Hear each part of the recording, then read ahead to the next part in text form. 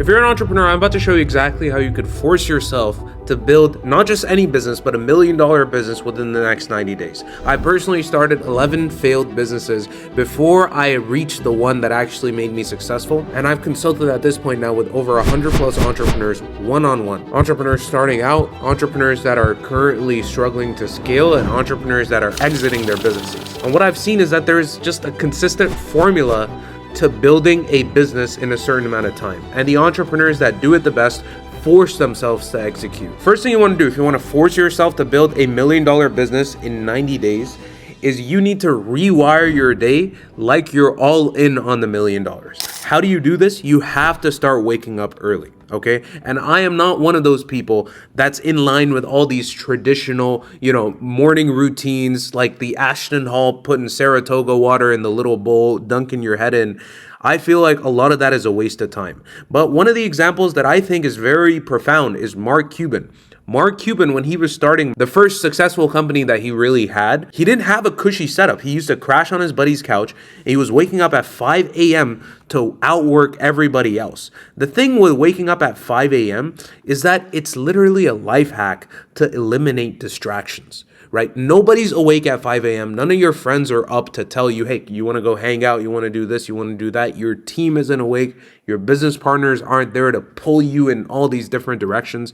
You can just have the time to yourself to actually work on the constraint of the business. But make sure you get straight to work first thing in the morning, and that period of time needs to be uninterrupted. But again, in order for you to do that, you need to block those $1 million hours. Jeff Bezos banned meetings before 10 a.m. at Amazon when he was starting out because he guarded these morning hours for deep, uninterrupted thinking. So if you have a calendar, make sure that this time between 5 and at least 12. Usually in other videos, I'm a little more conservative. I say 4 hours of time is good, but you want to have a huge block of deep work time that's just attributed to you working on what's actually holding your business back. Not putting out fires, not communicating with your team, not bullshit meetings, just action-oriented needle-moving work. Why did Jeff Bezos ban these meetings? Because he guarded his mornings for deep, uninterrupted thinking. And because these times are so valuable, you want to make sure that there's an agenda for every single hour.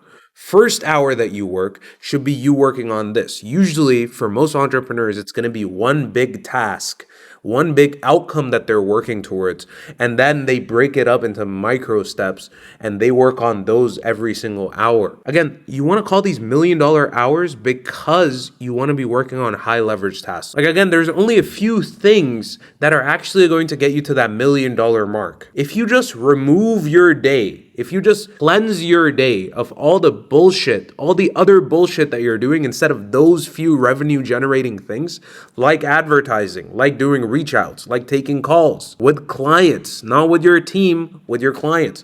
All these things, if that's all you do, then you will make money. And the third way you rewire your day like you're all in is you have to ditch your inbox. So Bill Gates actually ignored his email for days when he was working on the first version of Windows. Again, those little pulls like, hey, you got 5 minutes? Hey, can you give me the go ahead for this little task?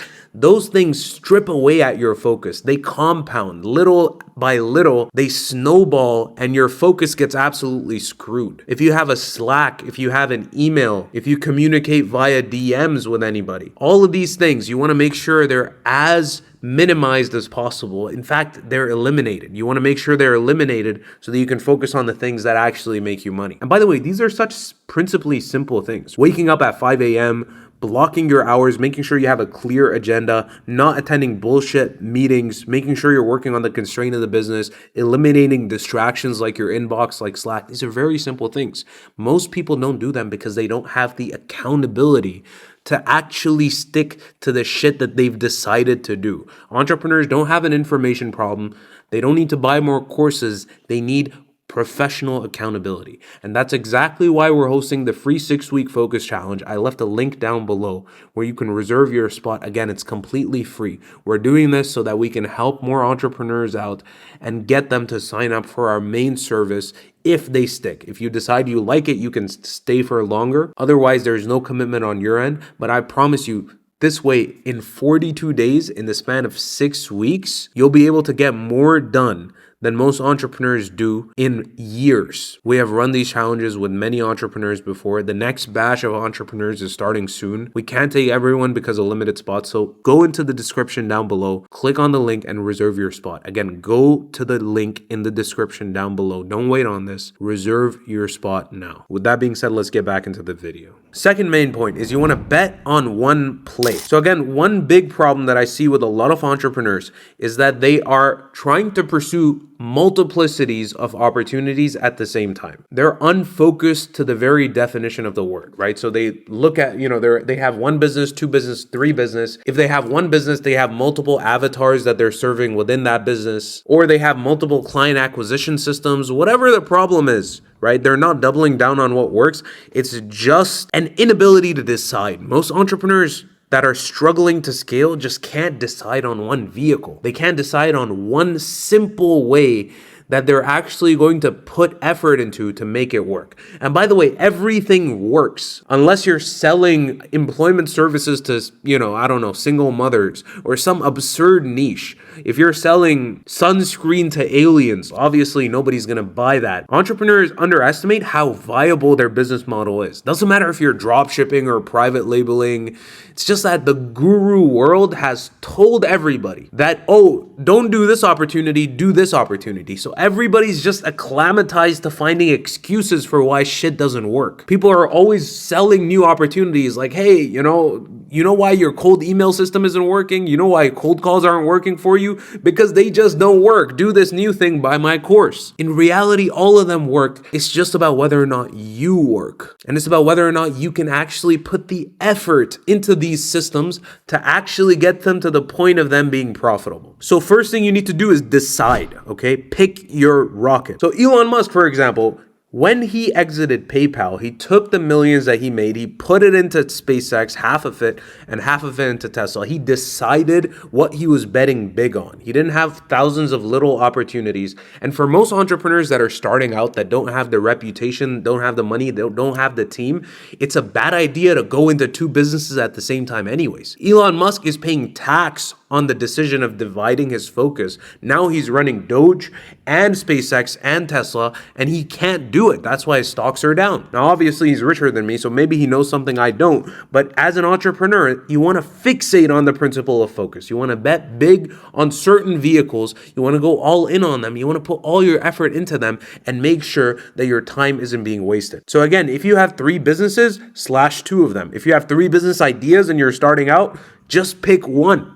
Just pick one and don't switch. Second thing you need to do if you want to bet on one big play and force yourself to get to that $1 million mark in 90 days is you need to kill every single distraction that you think you have. Like every single distraction, whether it's the work that you're doing. The work that you're doing can be a distraction. If you're being a perfectionist, fixing your website, your logo, or building something new for the business that you can just buy as a software online. Like, why the fuck are you doing that? I was talking to an entrepreneur the other day who's building a software system in-house for something that he could pay like $30 a month for in his business. Like, those people are doing it, that's their job. That's their gig. All they do is provide this software for you. And you're trying to build this thing in-house. Why? It's not even core to your offering. And again, the best person to look at this is Steve Jobs. Steve Jobs, when he saw Apple bleeding cash, he axed the Newton project. For those of you that don't know, the Newton was a personal digital assistant. It was a little device. But Jobs saw that as a distraction, and he funneled every ounce of focus for Apple as a whole into the iMac. And guess what?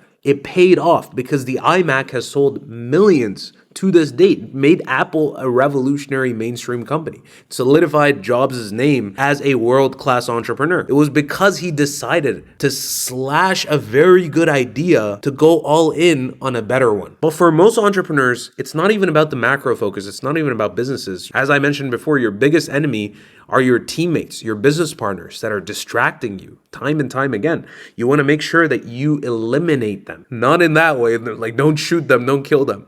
But when you work on the constraint of the business and don't get distracted with meetings and with scrolling or whatever else it is. Just eliminate. Principally, If you want to focus, eliminate. And once you have that one play defined, you want to test like a maniac. So Mark Zuckerberg, when he built Facebook, he didn't just start chilling. He started tweaking everything, especially the newsfeed. He tweaked every single day. He obsessed over what kept users hooked. And it was that obsessiveness and the testing mentality, testing all possible variables, that allowed him to create such an exceptional product. See, a lot of entrepreneurs, for example, that I hop on calls with always ask me like, hey, what should I price this at? What should I price my service at? This is what I offer. And I always tell them, just test. I mean, I'm not the fucking pricing guru. I'm not going to have any idea.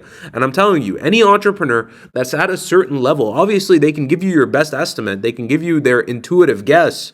But a lot of times the answer, like most times, just lies with the market. The market will tell you what the market wants. And the market wants what the market wants. There's really nothing more to it. You need to ask the market. The more times you ask the market, the better you become, the better your product becomes. And that comes through having a system to test. So what I personally like to do is I like to spend at least 20 minutes every single morning adjusting at least one growth lever. So if we're doing something with ad spend, like can we test the amount that we're spending on ads? Can we double down on what's spiking cash? Again, testing variables to identify what works. There are best practices, but if you don't test, you will never be able to get to that $1 million mark. The third main point is if you want to force yourself to build a $1 million business within the next 90 days, you need to hack your brain to stay hungry for the $1 million. See, again, most of the times, the thing that stops an entrepreneur from making the $1 million isn't the market,